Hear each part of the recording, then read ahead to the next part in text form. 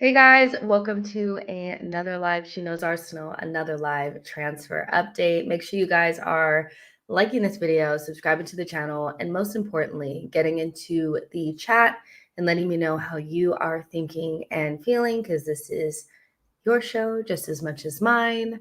Yeah, Eddie to Palace. That's what we're going to talk about. Also, we'll talk about the winger for sure, but there's been a massive update from David Ornstein regarding Eddie Nketiah. We haven't spoken since the Nottingham Forest deal broke down. That also, that happened.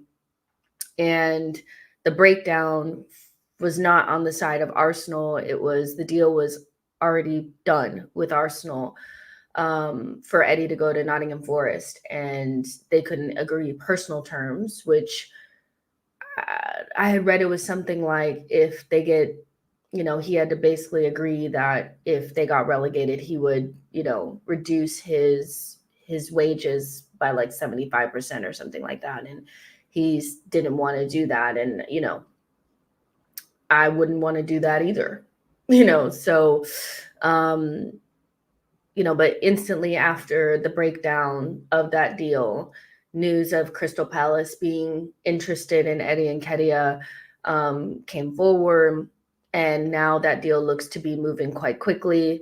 So we'll get into that. I also want to talk about Arsenal needing a winger and who are our potential options, because nothing has really come about yet. Like there's no real like hard links, but you would imagine if we've allowed Fabio Vieira to go, who, was playing as a winger over the summer, his move to Porto was completed over the weekend, and we allow Eddie Nketiah to go as well, and we know we're dealing with a inconsistent and unreliable Gabriel Jesus that Arsenal have to feel desperate to get somebody in. We just don't have enough depth and quality in our attacking ranks. So, yeah, we really need that badly. But first, who's all in here? Let's see. Hold on, let me just. I had this set up already.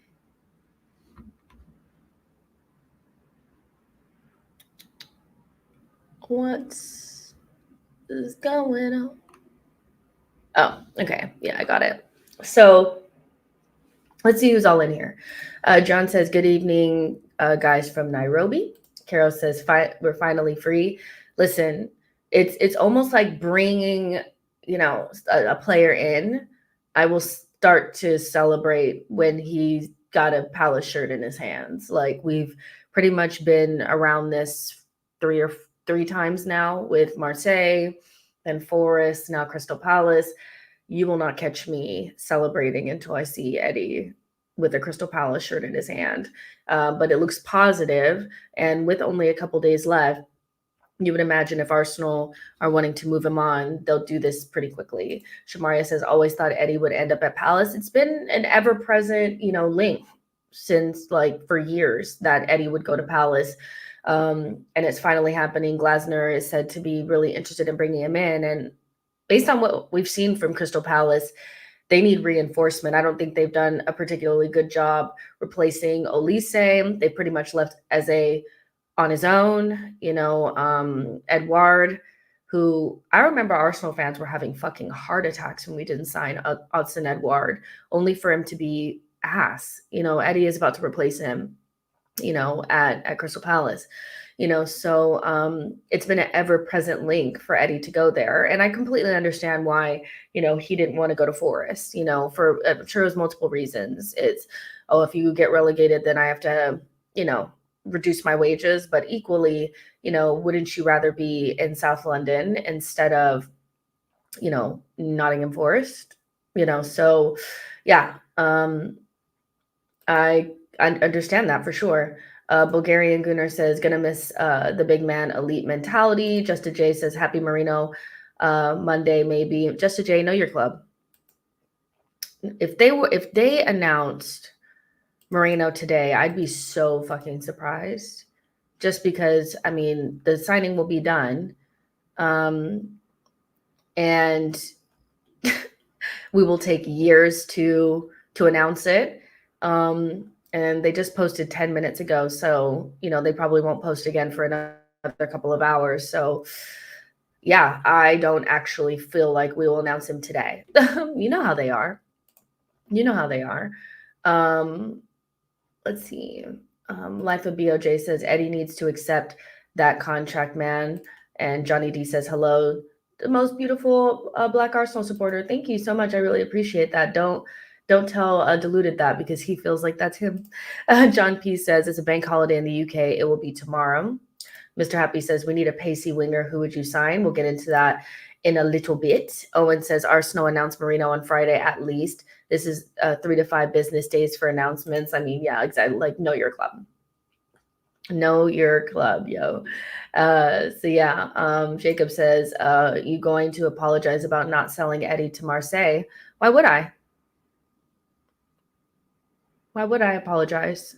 If Eddie goes to Crystal Palace for more money than what he would have went to Marseille for, then y'all should be apologizing to me. So actually, we need to turn that around.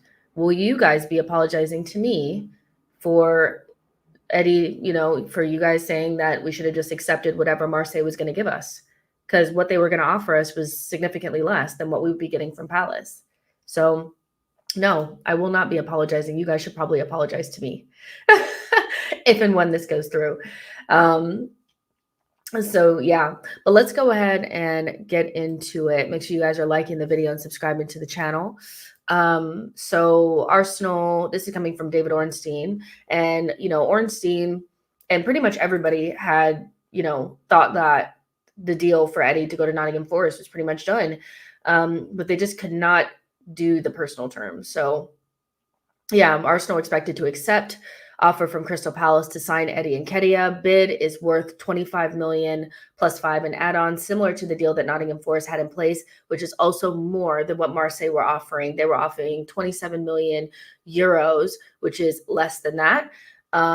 CPFC, Crystal Palace, and Arsenal are in direct talks. No issue anticipated on personal terms for the 25-year-old striker. So we just have to do one of these and hope that it happens. 25 plus 5 is good. I always said I was very very, very, very, very vocal about, or like Eddie being worth at least 25 million pounds at the very least. 25 to 30 million is what we should expect from Eddie Nketiah. Again, if 65 million gets you Solanke, then 30 million should get you Eddie Nketiah. And so Premier League money, we should be able to get that. I don't think it's the fee. As long as he agrees them personal terms, then we should be good to go. After official bid from Crystal Palace to Arsenal revealed earlier, agreement done between Crystal Palace and Eddie's camp on personal terms. This just came out from Fabrizio Romano like a minute ago, that the agreement between Crystal Palace and Eddie on personal terms is done, contract in place, salary agreed, final details being sorted to prepare all docs, club to club agreement getting closer. So it's pretty much done. It's pretty much done. So, there you go. So again, I'll be waiting. I'm just like that meme for my apologies from y'all, because you guys are screaming at me for no reason. Nobody's gonna want Eddie. Nobody wants Eddie.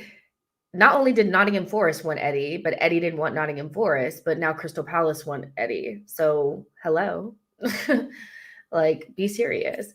Errol says, a new number 9, please. Who? I don't think we're gonna get a number 9, guys. I don't think so. We'll talk about Jesus too.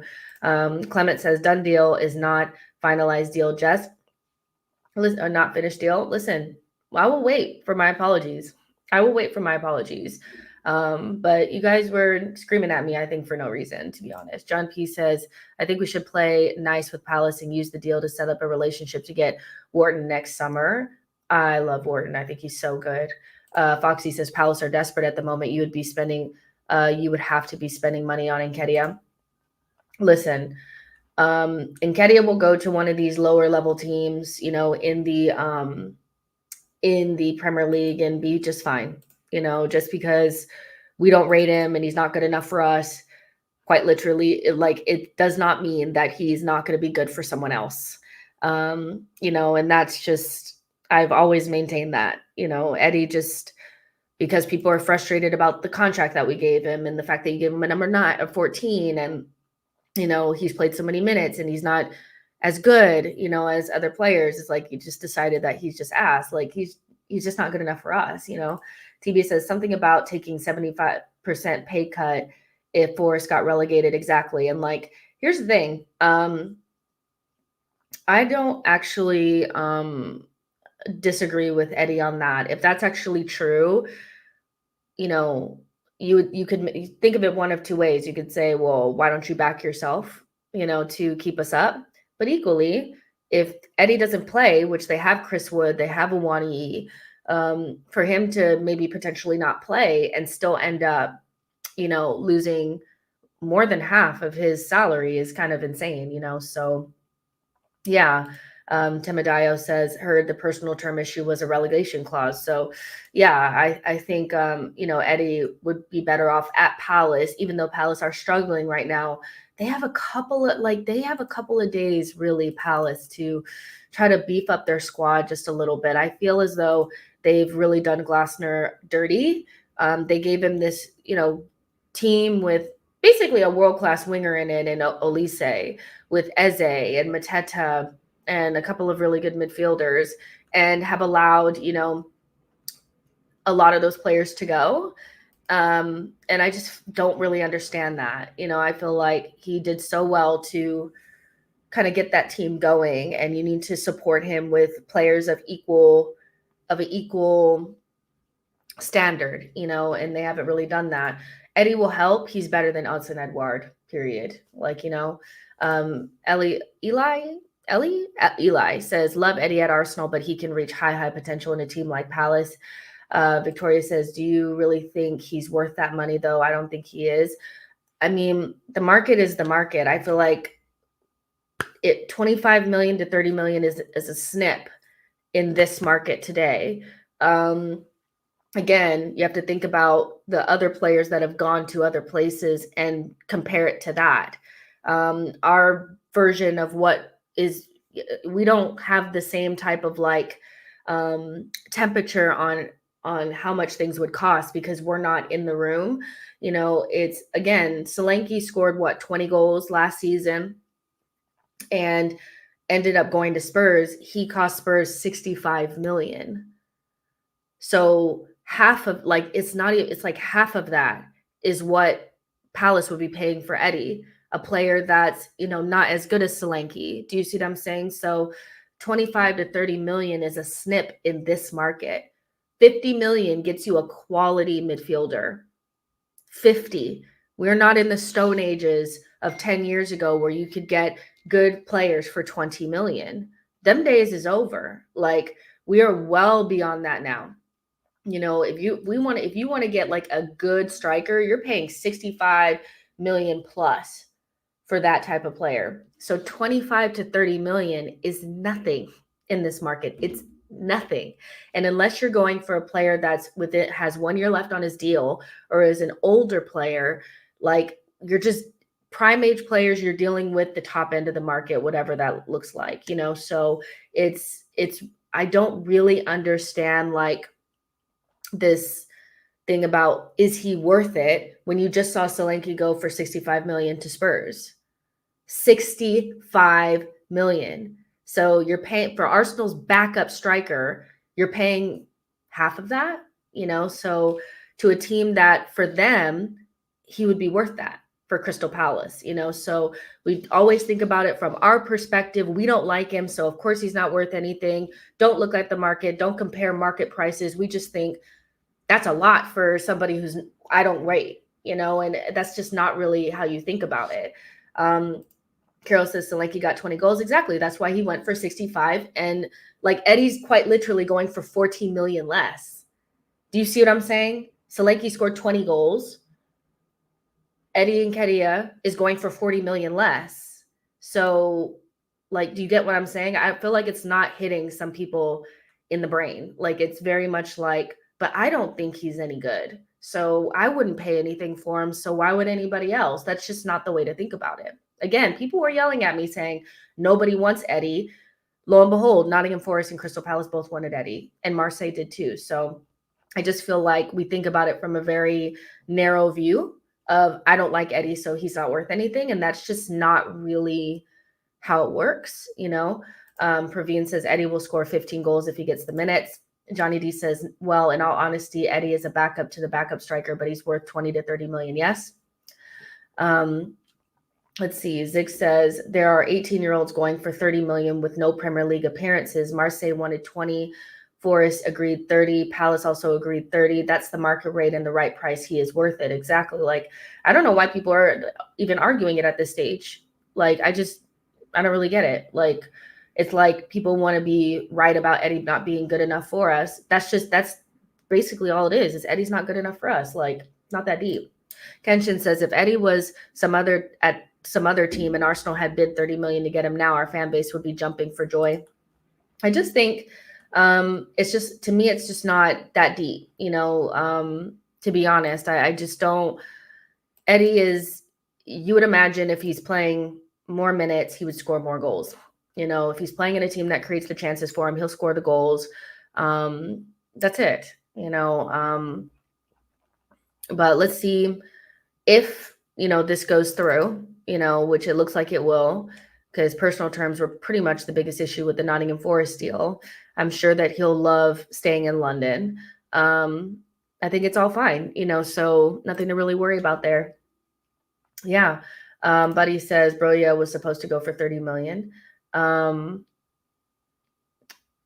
Broya is not very good. Unknown C says Jesse J, what's good? Grinning ear to ear, and hopefully a done deal. You see us getting a striker this week. Probably not a striker. I see a winger, but we'll talk about that in a second. So Christian says, how did it go on Fan Zone? It went well. Thank you so much for asking. I'm trying to get the footage from it, but I was on Premier League Fan Zone this morning talking about the Aston Villa game, and that was fun, you know, so thank you so much for asking. Now we got to touch on the Jesus thing really quick. Like, I have to, it just is like, like, I think everybody, like anybody who was saying we don't need an attacker, probably shit their pants this weekend when they realized that Gabriel Jesus wasn't in the squad. Now the injury that he's like, it was a groin injury, right? It's Fabrizio said positive indications for Arsenal after initial tests for Gabriel Jesus. Injury doesn't look too serious. More tests will follow, but AFC confident to have Gabriel Jesus back soon. The thing is what does back soon mean? You know, back soon is an interesting concept, because back soon could mean after the international break. Back soon could mean, you know, a couple of weeks. We have Spurs and City soon. You know, so what does back soon mean? We need our best and like most quality squad going into those matches. And if he goes, then he would have missed 3 really tough away fixtures for Arsenal already, you know. So is it glitching, you guys, or is this glitching for me? Hold on. Yeah.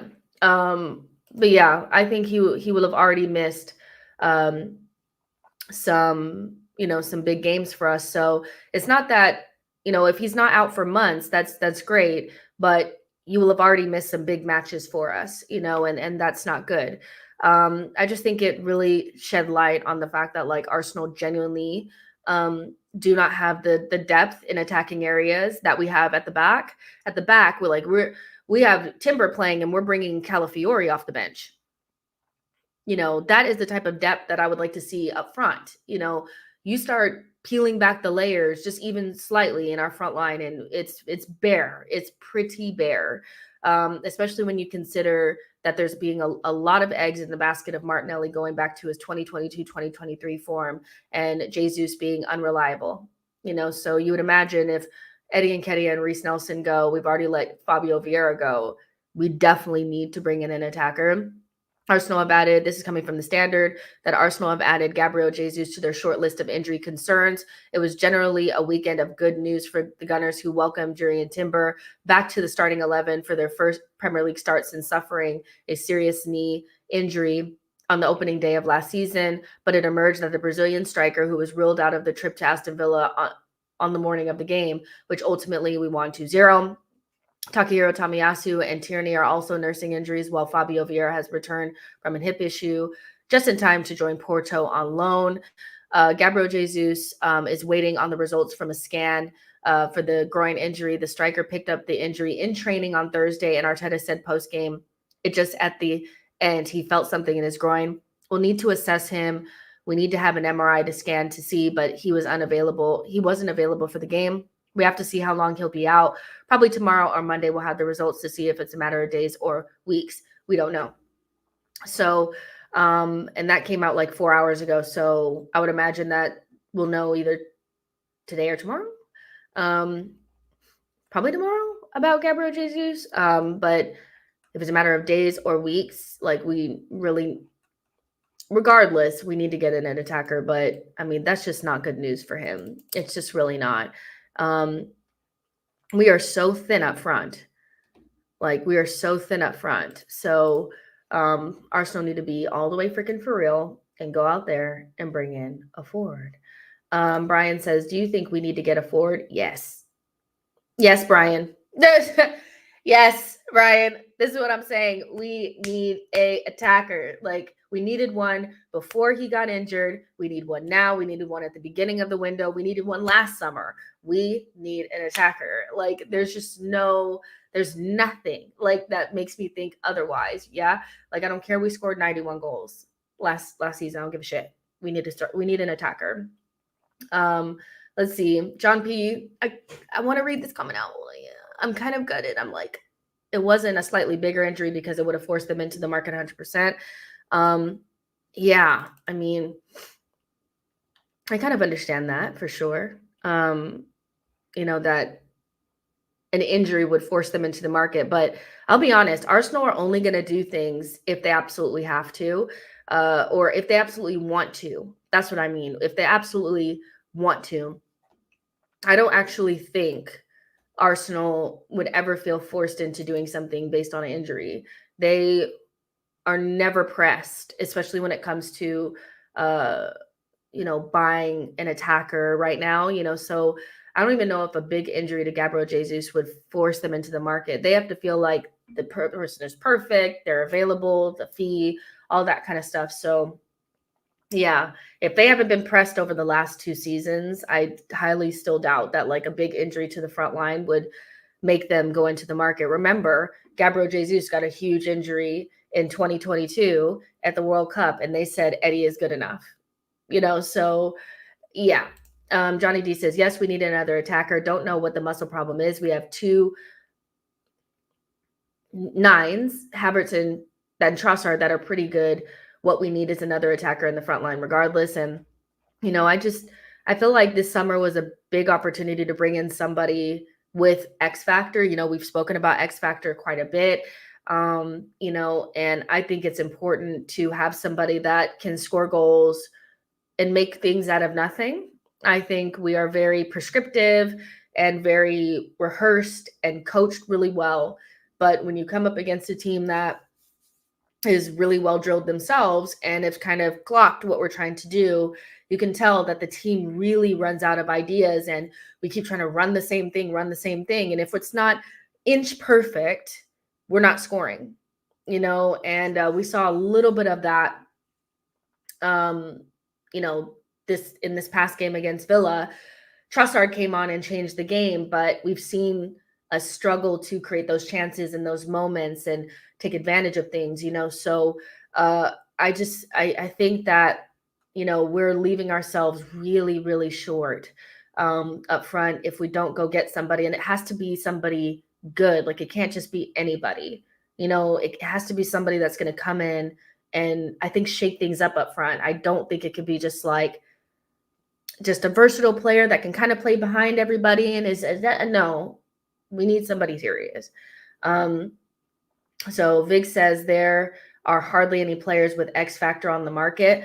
Well, that's why I was like Vig's on the market. There are players that are on the market that you could go out there and get with X factor, but you'd have to be willing to part with a big amount of money. And that's where sales come in. That's where, the conversations about the last window come in, is that all the things that we've done up until this point have led us to a place where in a summer where we desperately need somebody with X factor, we can't go get one. And we're trying to convince ourselves that there's nobody on the market. But it's not so much that there's nobody on the market, it's that we cannot go get them. So every choice that you make has a consequence to it. And I feel like when you have windows, multiple windows where you have money given to you by the owners without having to sell anything, and you don't go out there and get that attacker that we've needed for years now, when you come to the window where you desperately, like, you need that player and you can't move for it, you have to look at things that you did in the past. You just have to.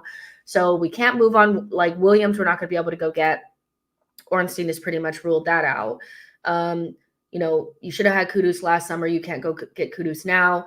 You can't get Isak. You don't have the money to move him. There's just certain things that like you can't do when you haven't done the right things in years gone past. So, and Arsenal spoke about needing X factor, and they can't. I don't think they can move on a player that would actually give us that. So we're going to be looking at either somebody that needs to be like developed a little bit, or somebody that's a little bit on the older side. And so we'll see which direction Arsenal go in. Nuances of Faith says there's nobody on the market is about as lazy narrative as I've ever heard. It doesn't stop any of our rivals or anybody else from getting good players. It really doesn't. I think we tell ourselves things like, oh, like my biggest one of my bigger pet peeves is when Arsenal fans say, well, we didn't get him, so that must mean we didn't want him. If we go after a player and then we end up losing out to another team or, whatever, we must have not really wanted him, when they actively watch the saga go down and the fact that we just lost out on a player. Like, just because we didn't get somebody doesn't mean we didn't want them. We wanted Mudryk. We got beat to him by Chelsea. We wanted him. We wanted him badly. If Chelsea had never come in, we'd have Mudryk running around down our left-hand side after spending 80 million on him, So I think we go up with the lazy narratives to protect ourselves, but equally, like, Arsenal cannot. This was supposed to be a summer originally when, the stuff had come out that we were going to get an attacker. We were going to get a midfielder, like a marquee midfielder. Remember, they were talking Isak. They're talking Bruno Guimaraes. They're talking about players like that, where now we've kind of like gone into backups, so that's neither here nor there. We still need to bring in an attacker. But Arsenal need to figure out what's going to be the best option for us. Is it going for a Sterling type, which a known quantity, but probably past his best? Don't shoot me for saying it, but I do feel like Sterling might just be past his best, and is a little bit of a damaged good right now. So do you go after a Sterling or do you go after an Adingra type? I would prefer a Bakayoko Adingra type over a Sterling all day long. Sterling prevents you from going out and getting somebody else in a year or two because of his wages. There's there's a real risk of him falling off of a physical cliff in the next 6 to 8 months, 6 to 12 months. What is his attitude like, after being treated like, a piece of shit by Chelsea? I don't know if that's where we should be going, at this stage of where we're at. I don't want another Willian, and I know that sounds harsh on Raheem because he's a fabulous player, and definitely was a fabulous player when he was like in his prime. But I feel like we've already done this as well. Like, we've already brought in players from our rivals, and I feel like we've had one half of a success. We brought in Zinchenko, Jesus, and Havertz from our rivals, and only one of them feels like a half of a success. So I don't know if we need to do that. Josh says Sterling would be motivated because he's been treated like shit and he's a winner. You assume that, but he can also be like, I'm getting another big contract. Like Chelsea was supposed to give him his last big contract. If we go in and give him another one, he can just sit and chill, So if things don't go his way, or, Arteta decides to continue to start Martinelli or whatever, we could be in trouble, with him. So for me, no. Like he's a winner. I get it, but like, I don't know. I just feel like Sterling just feels very going in the wrong direction. So, Jester J says, does Jess still have Mudryk stocks? Yes and no. Like, I still feel like if he came to us, he'd be different. Like he would have came into a positive environment instead of a negative one. I still feel like he would have been raw, but by now he would have been much better because he would have been coached. He would have been coached. He would have come into a situation under less pressure because we would have had Martinelli, and at that time Martinelli was playing good. So I do feel like Mudryk would have been different, but I feel like at this stage we need somebody that's fresh without the smell of our rivals on them. I don't want another rehabilitation job, So yeah, Brandon says Madueke went into the same environment. Listen, some people survive, some people don't.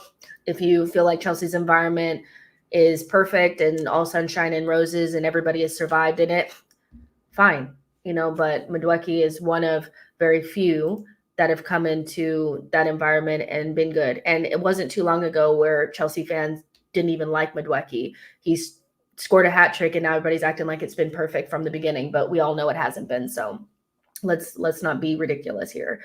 Mudryk that was not the right environment for him.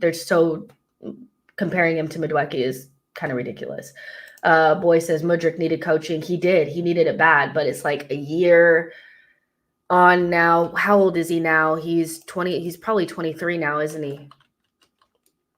Another one, kind of like Fabio Vieira, who's a little bit of a late bloomer, because we speak about him as though he's like 19, but I want to say Mudryk is like 23 or going to be 23. So he needed that coaching. He needed to go into the perfect environment for him, and he hasn't done that. He's 23. He's 23. So Mudryk is a no. And I don't really want, any Chelsea leftovers, to be honest. Burmese says, we need a player who will quickly integrate into the team, not someone that has to be transformed to produce consistent output. Yeah, and I don't think necessarily that means you have to go out and get an old player either. I think, this idea that the only way that you can get somebody that hits the ground running is if they are a Sterling or a Zane or a Coman is a little bit disingenuous when we know that we could bring in somebody like Adingra is already proven in the league, so why would it take him long to integrate into our team? I don't. And actually everybody that we bought from Brighton has been a success for us. So I'd prefer to go get him who's fresh and smells of daisies and, is excited and is an exciting player and can play across the front three than somebody who's going to reek of Chelsea. I don't want it. So yeah, I'm starving, you guys. Like genuinely. I do this every freaking time and I don't have food coming. So you guys don't have to worry about that, but I will be eating like immediately following this. I'm just looking to make sure nothing has come out yet. No, nothing. Okay, so Wrath says Adingra will be expensive for a backup. We shouldn't be looking for a backup. We should not be looking for a backup. We should be looking for somebody who can compete with the starting 11. So I'm not down with the backup bullshit. Like, we don't need a backup. We don't have Salah and Mane in our front line. We don't. We have Saka and Martinelli. I love Saka. Saka down. Saka down. Love him so much. But like, people are pretending like Martinelli and Saka are Sane and Mala, Salah and Mane, where they're the out and out starters and nobody could ever take their position. We are not in that position. I'm looking at our left wing very side-eyed right now. I don't think anybody except for Saka is guaranteed a position. So I'm not looking for a backup. I'm looking for somebody who on day one is going to be fresh and exciting and ready to compete for a position. So go give Brighton 50 million for Adingra. Go give PSV 40 million for Bakayoko. I'm not looking for a backup. I think the idea of a backup stinks of inferiority or complacency, and we should not be risking our entire season on Martinelli getting into form. Sorry. Nico says we actually need 2 attackers. We do need 2 attackers. But we may only get 1. And this is what I'm saying is the fact that we need 2 attackers, but we're probably only going to get 1. And that player is not even going to be, may not even be a game changer, is why Arsenal are not serious, So yeah, we should have done some of this already. We should have had this attacker last summer. We shouldn't even be having this conversation, but we're having it 5 days until the window ends, So yeah, I love what we've done at the back, but the energy that we have for building our back line, we need to start having that up front. We need to have real conversations about these guys. Are they going to take us to where we need to be? The one player that I know without a shadow of a doubt is going to be a part of this team when we finally reach our final, the destination that we want to be at, is Saka. He is the only person that I'm like, you are it. I know it. I don't need to think. Everybody else, I got questions about. Okay. So yeah, we really need an attacker. Bad. Abdallah says, Jess, Rafinha, and Ferran are available. No. Foxy says, sign Watkins. Wouldn't mind him missing sitters all season for you. See, now why are you hating? It's not our fault that you barely drew, by the way, to Bournemouth, okay? Foxy, you've been talking a lot in this chat. Talking a lot in this chat, even though you did not beat Bournemouth at the weekend. And you got lucky. Because not only should Joe Linton have been sent off, and you know it, but that goal should have stood. So do not chat. And I hope Ollie Watkins scores a hat-trick on you guys. When do you guys play? When does Newcastle, let's see, Newcastle versus Aston Villa. Let's see when you're getting smoked. Because we passed our test. The day after Christmas, we will be there. Boxing Day, we will be there, Foxy. We'll be there. Chatting a lot. But yeah, Rath says, I might be wrong, but I'm not worried about Martinelli just yet. Listen, a lot of people are not worried about Martinelli, and they're waiting on Marino to come in and Calafiori to, get integrated in, and then everything will be fine and dandy. I think that's a huge risk. If we decide not to do anything, which I don't think we will decide not to do anything, but if we were, it'd be a huge risk to just wait on that. But Martinelli looks so far away from the player he was in 2022, 2023. And to be honest, he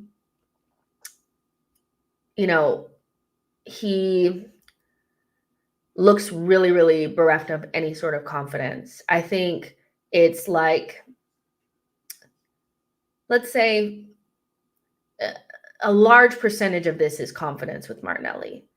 He can barely trap a ball, so maybe just getting in and around players that can find him in better positions will help him. But I still feel like then we still arrive back at the questions that we were asking even after 2022, 2023 is, can he make better decisions? Can he be, a little bit more well-rounded in his game? Is he long-term a number 9? And I just feel like our team has changed so much since that first season where we challenged for the title, and people don't take that into consideration, that the players that we needed then are no longer players that we rely upon now. If you told us in 2022 that Zinchenko and Jesus would be bench players, we would have laughed. You know what I mean? So I do feel like things change, and that's why we see ourselves consistently linked with left wingers, is because Arteta probably also wants somebody different in that position. But yeah, I still feel like Martinelli needs something, Just J says Martinelli wing play looks underdeveloped. PTM says, why are we disrespecting Trossard so much? Bossard deserves respect. You guys will never hear me say a bad word about Trossard. But as much as he's, one of the players that I hold loads of stocks in, I think that he has limitations in his game that will always prevent him from being an out and out starter unless our number one is not playing well. I think Trossard is our Jota, and Jota naturally would not start every game for Liverpool, and I feel like it's the same for Trossard. So I think two things can be true at the same time, that I think Trossard should be starting now because Martinelli's in poor form, but I think we should be in a position where we have a winger that's so good that Trossard can just be our Jota. The fact that we need him to play so much right now is more about not figuring out what's going on in that starting 11. That's just me though. That's just me. So yeah, but let's see. People were saying something about there was a player that we were linked to from Caught Offside. I'll be honest with you guys. Like, I looked at this a little bit and I was like, who is this person? And why are we talking about him? I don't know who the guy was, but he was like a young player. I'll try to find it in a second. But he was like a young player that we were being linked to. And I didn't save it because I was just like, there's no way that this is true. But let me see if like one of the aggregators saved it, because I didn't. One of you guys will put it in the chat before I have a chance to find it. But please let this Palace thing go through today, man. Just get it done. I don't even think any of the aggregators really picked it up. Yeah, I can't find it. But one of you guys will put it in. I know you guys were talking about it in the chat. I didn't know who the kid was. I really didn't. So I just didn't think anything of it. But yeah, Keenan says, that is a great link. You don't know ball if you don't know Skav Olsen. I don't know him. I don't. I'm not going to pretend to. Like, then I don't know ball. How many of you guys in the chat know who Skav Olsen is? Deadly left foot, Arsenal's rumored target, Andreas Skav Olsen. I am starving. Okay, so where does he play? Sources have acknowledged that Arsenal are keeping a watching brief. What the fuck is a watching brief? On Club Brugge have set a price tag of 25 to 30 million for the winger. Okay. Guy's a monster. He's like a Frankenstein type. He's huge. But a watching brief, we don't need watching briefs. He's 24. It's interesting. Club Brugge.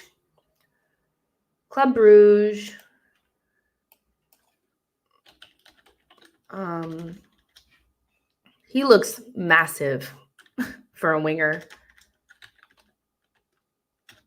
which that would align, really, if we're honest, with Arteta. He wants a basketball team. Let's see. It's a forward. Denmark. Did he play in the Euros? Like, did he do anything in the Euros? You guys let me know. For those of you guys who know ball. since I do not. Apparently, I'm looking at his FB ref now. He's left-footed. So, yeah, he's like 6'2". He's massive for a winger. Is he fast? Y'all give me the info on him. I mean, I don't want to get too far into it just because a watching brief is like nothing. Like, I mean, that's like keeping tabs on someone. Like, we need somebody that we're just gonna bring in and see. Yeah, I'll look at this later, but what do you guys know about him? Let me know. Iden says impressive stats.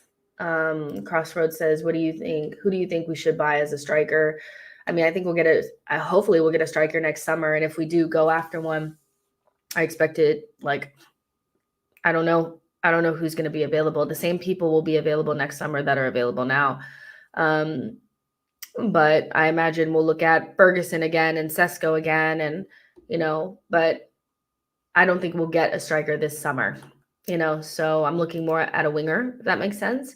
Foxy says, Scott Olsen, very good at the moment in Belgium with the Club Bruges. He was really poor in Serie A with Bologna, though. Keenan says, 35 GA in 50 games last season. People saying he's mid don't know shit. You have to keep the league in mind, though, right? Like, he's playing in the Belgian league, and Sambi looked like a world beater in that bitch. Like, so, like, maybe our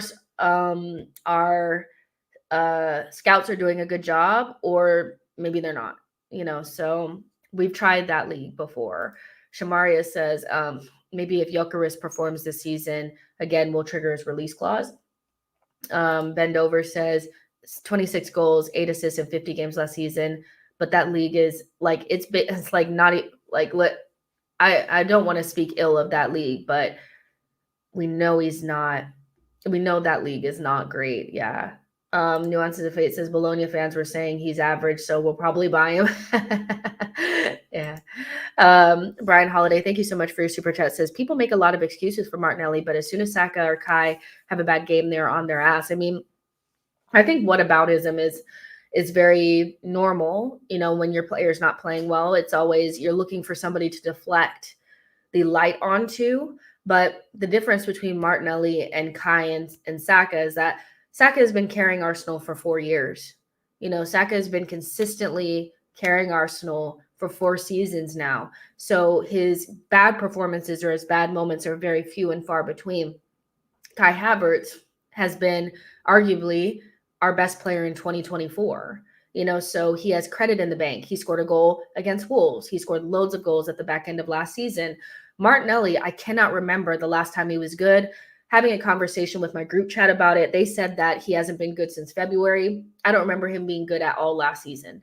So maybe it was February, but I feel like from preseason, he looked off and he maintained that offness the entire season. So, whataboutism doesn't work when the players that, are having these bad moments are players that have been more consistent than the player that you're speaking of. So it's always, well, what about Odegaard? Well, what about Saka? Well, what about Kai Havertz? What about so-and-so?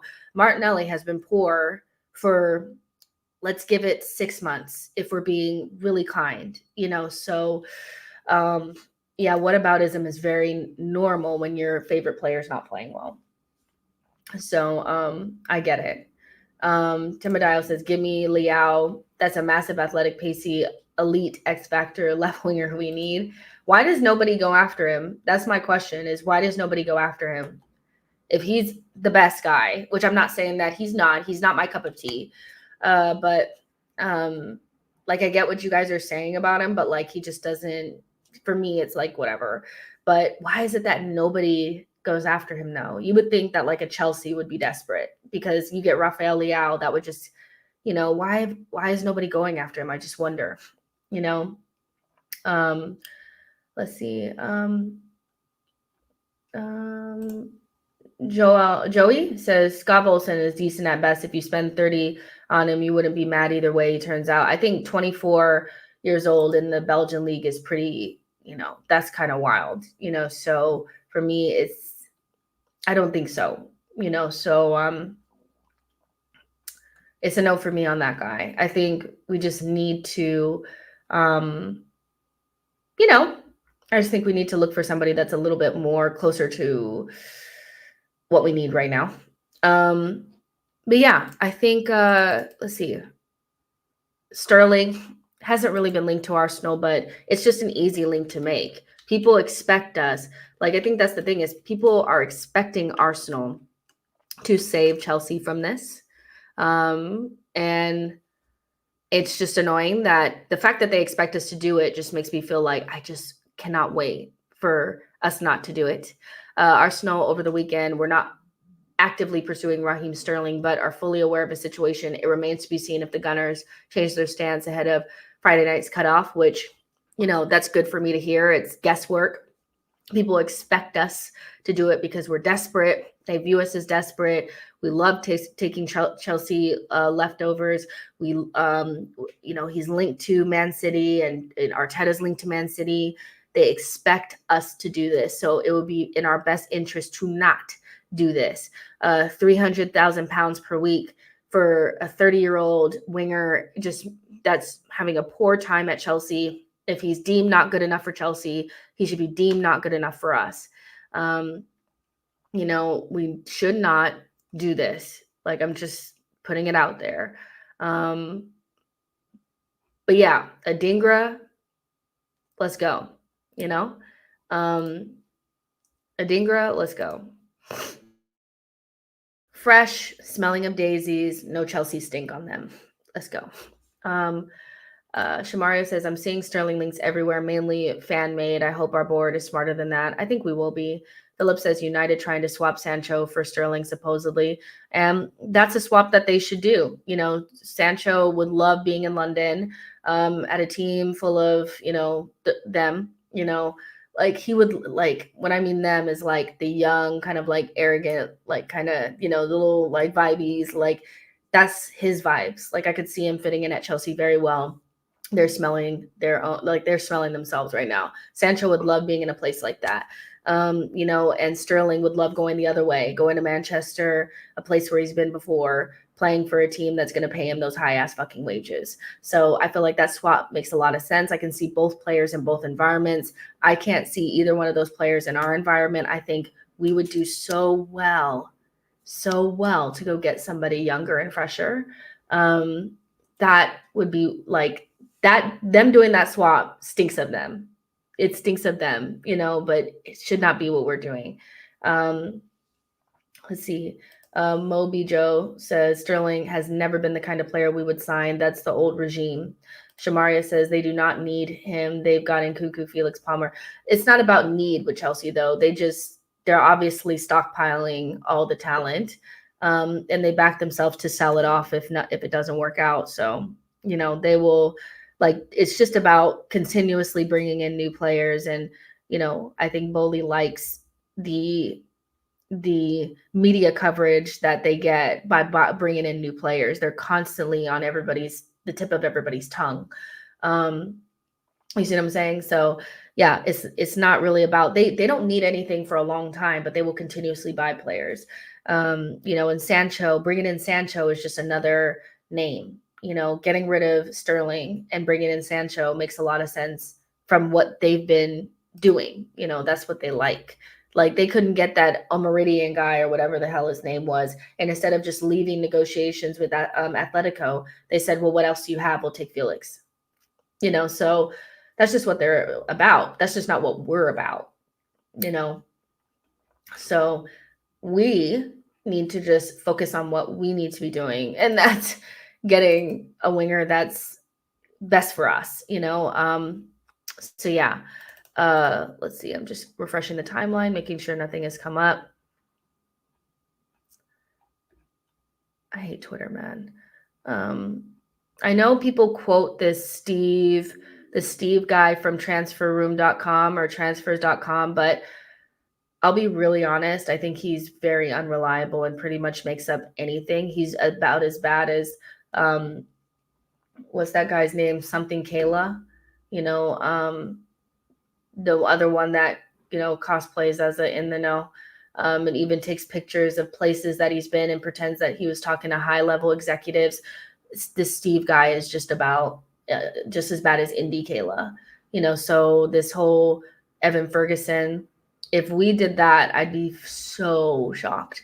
But the thing is that there's no repercussions for being insanely unreliable during a transfer window, because you'll always have an Arsenal fan gagging for transfer news, even if it's not right, even if it's not realistic. They don't give a fuck. As long as you could link us to Messi today and there'd be Arsenal fans that would gag over it, so it's like the most it's the easiest job on the planet, but he's so unreliable. So if we went, like, in order to get Evan Ferguson out of Brighton, we would have to splash 100 million. I just cannot see us doing that. Because if we had 100 million, we would have tried to at least go get Isak. If we had 100 million, we could have used that for so many other things. So yeah, to me, it's a no. It's not happening. There's also this Francois Plateau. You guys, that is the most fake fucking name I've ever fucking heard. Francois Plateau. No one follows him. Not an Ornstein, not a Fabrizio. That, to me, that is like a dead giveaway that you are not reliable. Like, and who is this? What is this fake ass picture he's got up there? This is AI as fuck. I'm looking at I'm gonna show y'all. I need to show you guys this. This is fucking hilarious. You guys need to see this right now. People are quoting this dude. People are quoting this man, okay? Can you guys see this? Hold on, let me make myself smaller if I can. I don't know if I can. You guys can see this though, right? Okay. Francois Plateau. Are you fucking joking? Why are people quoting this dude? So like I said, if you go to his followers, let's see if anybody like of importance follows him. No. You don't see no Ornstein, no Fabrizio, nobody like that. Grant Bailey is another one that's not very reliable. But Francois Plateau, Arsenal fans are quoting this guy, this fucking fraud, which is insane to me. Look at this fucking picture. If this is not AI, I don't know what is. This is AI. Hello? This is AI. He said in the AI thing, French guy in suit, football broadcaster, and this is what he came out with. And people are quoting this dude. As he's saying, Arsenal have explored a move for Kvaratskhelia or whatever his name is. Be fucking for real. Do you take me as a fool? There's no way. Guys, we are so much better than Francois Plateau. Oh my word. I'm dead. Francois Plateau. I'm sick. I'm dead. Terrence Tip says, looks like Arteta in a mask. Like, come on, yo. Like, I'm fucking dead. Francois Plateau. Chris says, guaranteed his real name is Frank Platt. Okay? Like, come on. That is hilarious. But like I said, there's always a market for fake transfer news, because whether it's right or wrong, people really want to believe that big things are happening, even if they're not. So yeah, Barcelona haven't yet presented a proposal to Juventus for Federico Chiesa. Chiesa would welcome a bid to Barcelona, have spoken to his agent, but nothing advanced. Kingsley Coman can leave Bayern in the final few days of the window. Chiesa is another one that people are gagging for. I don't really like him that much either, if I'm honest. I know he's cheap, market opportunity, but there's a reason why he's cheap. There's a reason why Juventus kicked him out and gave his number away. It's giving bad attitude. It's giving, it needs to land at another club. Kingsley Coman can't even play 20 games a season. The guy is broke down and he beats people. So it's like, no. So no. If out of all of like the leftovery types, Zane would be the only one that I would say. Like, and that's still like, but this is why I feel like we should go for somebody just a little bit more fresh. I'd rather give 50 million to Brighton for Adingra then, give Chelsea 20 million for Sterling. That's my story. I'm sticking to it. P Trim says, just come on. I'm hearing Osimhen heading to Saudi for 55 million. Your thoughts? I mean, I think I read this earlier this morning, and I could have sworn that they said that Osimhen didn't want to go there. They couldn't agree the personal terms. Napoli are obviously desperate to move him on. And yeah, I don't know. Let's see.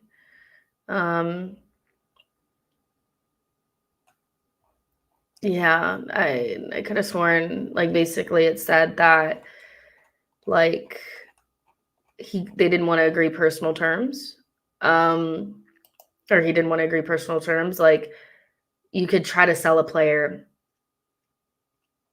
You could try to sell a player to someone else. But if they don't agree the personal terms, just like Eddie, that doesn't mean that they're going to go. Fabrice Hawkins says PSG remain the preferred destination for Victor Osimhen as the Nigerian striker is not thrilled with the idea of playing for Chelsea. I don't know if Fabrice Hawkins would have never said that. That can't be real. Oh, this did come out. Hold on. The president of Naples no longer demands. PSG and Chelsea are aware. Paris has not yet taken action. It is preferred destination of Nigerian strikers not thrilled of the idea of joining Chelsea. Osimhen also negotiations with Al Ahly, but no agreement on salary for the moment. So no agree on salary for the moment. He'd rather go PSG, and PSG may revive their interest. That's really interesting. Not thrilled by the idea of joining Chelsea. I would imagine that's mostly because they probably can't afford the wages that he really wants. And they're also not in Champions League. So there's that. But I wouldn't be surprised if at the end of the window he still ends up there. But we'll see. Now, in terms of why aren't Arsenal involved? Probably because we don't want to pay him those wages. Probably because he's always injured. Probably because he doesn't have the. We asked about it once and then never asked about it again. Arsenal are not particularly interested in bringing in players that speak about wages a lot. Players that kind of boast and are a little bit like, I want to go to a place that's going to pay me what I'm worth and all this kind of stuff. Arsenal never really go for players like that, so the Tonys, the Osimhens just always seem like that's not the personality fit that we're going for. So yeah, and I know that'll piss some people off because then we're going to go into the Arteta can't deal with big personalities, but the fact that Osimhen is still sitting around at the end of this window and people are not interested, I think is kind of a red flag, but that's just me. I think we'll wait until next summer to bring in a striker, and we should probably be selling Jesus next summer, but we'll probably get a winger instead. So yeah, Juju says, let's continue the Chelsea to Arsenal pipeline. Let's take Sterling off our hands. Nope. Terrence Tipp says mostly aging players at first, then prime players. One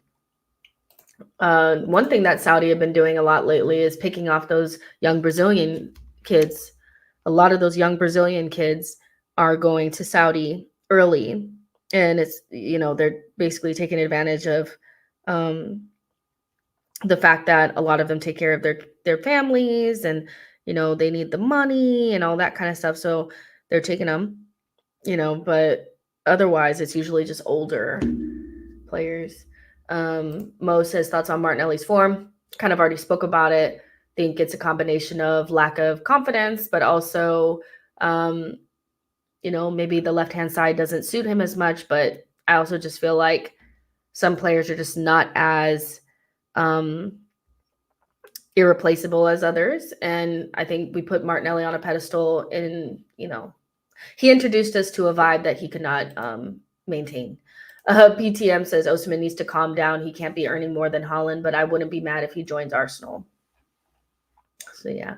Don Arsenal says, Jess, we don't only need a winger, but a striker as well. I mean, I think we all know that. And the thing is as much as I know that we need those things, I speak from my knowledge of who Arsenal are. Arsenal are not going to sign a striker and a winger. We're barely going to get a winger. We barely got a midfielder. We spent the first part of the window getting Calafiori done. Our priority was the defender. The I know it's the old thing where the priority is not always linked to what you get done first, but Arsenal spent almost 40 million on Calafiori, spent 30 million on Marino, and now we're interested in maybe being in the market for a winger. So, I know that we need both, but we all know we're not getting both. So for me, it's like, okay, what are we most likely going to do is get a winger, so it's kind of like, I know that, I'm not saying that we don't need a striker and a winger. We've needed a striker for a long time. We've needed this attacker for a long time, but we continuously kick the can down the road. If we got an attacker, that would be like, wow, because the one thing that never gets addressed is the attack. That defense, the first thing smoking through the door is always a defender. Always a defender. Then defensive-minded midfielders. We bought Jorginho, Rice, and Partey, all defensive-minded midfielders. We bought Fabio Vieira. He didn't really work out. The two attackers that we bought are, Trossard and Jesus. Kai Havertz has been made into a striker, but we all know that he came in to probably be more of a midfielder. So yeah, from my perspective, it's just like they're very slow to act in the forward area. And so I know for damn sure when this window ends, we will not have a striker and a new winger. Like, there's just no way. The way that they were talking up Jesus, they were already basically briefing us. And, Declan Rice says, we don't need a 9. We have Kai Havertz. They are not buying a striker. So it's kind of, every time we talk about it, just feels a little bit like, well, do we need to? We know that most likely it's going to be a wing player. So, here, I finally found it. I'll share my, oh, fuck. Sorry, I made a mistake. Oh, I got it. No, I did. Let's see. This is what I want to do. Yeah. So, I think you guys can see it. Yeah. So this is what I'm saying. This is what I'm saying about Arsenal. Look at how little we've spent on forwards since Arteta's been here. Now, if you said defenders, we'd probably be at the top of this. So I know that it sounds like you're just being a complainer because we scored 91 goals, but we had too many games in which we did not score a goal. We're putting a lot of pressure on one or two players to maintain fitness for the whole entire season. We know if Saka gets injured, we're fucked. Anytime we've watched us play with Saka, it's like we don't have anything.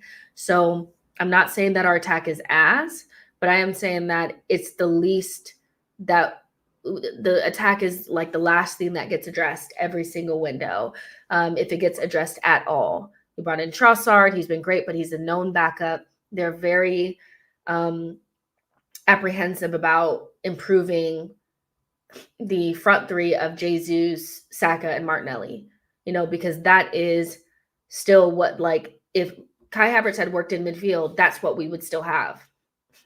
That is what they planned. They planned to have Jesus being the number 9 and Saka and Martinelli. And we've ended up having to put Kai at striker because Jesus has not been good enough and hasn't been fit enough, so now they kind of have that, but it still hasn't addressed the main issues. X factor, more pace. It hasn't addressed anything, so 65 million in comparison to everybody else. One of the main things from that is that we have Saka and we got him from our academy, but you still probably could do with 1, if not 2, so, Saka saved us quite a bit. But I mean, we're going up against a juggernaut in Manchester City. So It's not enough. Moy says Havertz works in midfield when we get a real striker. Shamaria says it's not good enough, but to be fair, with Saka coming through the academy, he's helped us a lot, whereas our defense needed a massive upgrade. It's time to spend on the attack, though. And it's like, when is that going to start? Like, just because you need to improve the defense doesn't mean you can't simultaneously improve the attack. Like, going multiple windows without improving your attack, there's only so long before, there's only so long before you've exhausted everything you can get out of that group. I think we're about there. I think Saka is going to contribute what he always contributes. I think, we know what the limits are of Jesus. We know what the limits are, of Trossard. The main kind of question marks are probably like, can Kai get the 20 goals? Can Martinelli get back to his form? But we kind of know what this group can do. And so does the rest of the league. So it wouldn't kill us to buy one attacker. It would not kill us. Sam says, what would Trossi need to do for everyone to have faith in him as our main lefty? I don't know. I feel like Trossard he has some games where throughout the actual meat of the game, he's a little bit he has these bad touches. He does some he could be a little greedy, So I think because he's, maybe not as good in between the goals, the time that he's not scoring goals, I feel like he'll never be our main starter, or he'll never be accepted as a main starter. And I kind of understand that. But right now he should be starting, period. Vig says, I think the original plan was to play Havertz in midfield and slowly drift off to play as a forward, as he can win aerially as a striker movement, and Jesus switches roles with Kai. Why rely upon Kai Havertz and Jesus to be your main strikers or why are we building our attack around Jesus and Kai Havertz? I don't really understand that. Nobody would do that. You build your attack around elite forwards, and that's no shade to Kai Havertz. Maybe he becomes one this season, but in the game against Villa, he didn't even have any shots, really. So there will always be those games where he's just not really a threat, even in the box or to create anything. If Arteta's plan was to build his attack around Jesus and Kai Havertz swapping, then he's more lost than he ever has been. Just buy good attackers. Just buy good attackers. And it'll solve itself. Trust me. We don't have to overthink it at all. Play your best attackers, the ones that actually complement each other the best. Play players that have good relationships and get them in good positions to score goals. Why on earth would you make things convoluted by trying to have this? I hate that our left center mid is a second striker. I don't think it works. I don't think either player up front is reliable enough in front of goal to make it worth sacrificing your balance in midfield. So just, just stop. Boy says the plan with Havertz is that he plays center mid with a real striker up front. Havertz' overall field game is the thing is if you weren't prepared to bring in the striker last summer with Havertz or this summer, it makes no sense still. We still have not pulled the trigger on a striker, so all of this just sounds like galaxy brain to me. Boss J says, Lookman will surprise a lot of people if we get him. He fits the player profile. Arteta looks for an attacker. I wouldn't mind Lookman, if I'm honest. It's not the best, but it's better than signing. It's better than signing, Sterling and these men. He won't have the stink on him. So yeah, I think I would like Lookman more than some others, but I don't know what you guys feel about Lookman, but I wouldn't mind it. I wouldn't mind it. He's 26, so he's not a child. He can play on both sides. He scores goals. What's not to like? So yeah, Emily says, I believe Arsenal knows this. It was said by the hierarchy that we need a difference maker. I think it's coming. Maybe I'm naive. Will we leave it to the last 5 days to get a player that's so important to what we need to win the Champions League or win the Premier League? I don't know. Arsenal have seemed very there's a lack of commitment to bringing in an attacker that we don't see with bringing in a defender. So I would love to see it. I hope that we're bringing in somebody with some, you know, some X factor. So we'll see. But Arsenal know what we're missing, but they go through multiple windows and don't get it done. So it wouldn't surprise me if they still didn't get it done. So yeah. Let's see. Mo says, you're one of the realest Arsenal fan content creators, always keeping it real. Big respect. Thank you so much. I really appreciate it. I just say how I really think. And I don't play the politic game and go either too negative or too positive, because then you can't be honest about how you feel about things. Iden says, Eze is a classic difference maker, explosive and creative. I think Eze is stuck at Palace. I just feel like Glasner has to stop the club from letting his players go. They took both of the center backs. I mean, Gahey's move hasn't gone through, but they're saying it still will. Joachim Anderson is already gone. They've lost Olise. If they lose Eze too, they'll be up shit creek. So I just don't think Eze is going to leave Palace this summer. If Palace are smart, because right now they look like shit. And that really sucks for them because they had built a little bit of something and they tore it apart in a couple of months. Vince says, Lookman is more productive than Osimhen. Take it from a Nigerian. Theo says, there is no one on the market who's that guy. Yo-Yo says, it's obvious that the club wants a particular players that are not necessarily suitable profiles. For instance, Neto, Mudryk, Rafinha overlap somewhat, but have unique differences. Fair enough. Keenan says, Nico Williams bombs would hit like crack. He is the only winger other than Rodrigo that is a must-buy right now. I mean, you can't convince him to leave Spain, and his release clause and the wages that he's on just doesn't seem like something that Arsenal would do. They're just incredibly cautious. That would be like a rogue move, and I just don't know if Arsenal have it in them. But, I think there's a land between getting that, world-class attacker and having to settle for, nothing, or, a Coman. I think there's a world in between there, and other people seem to be able to find it, but Arsenal fans convince themselves that there's just no players out there. And if they're not Rodrigo, then we shouldn't go after anybody because we're so good that we should only bring in world-class players. We are not there. Our defense is world-class.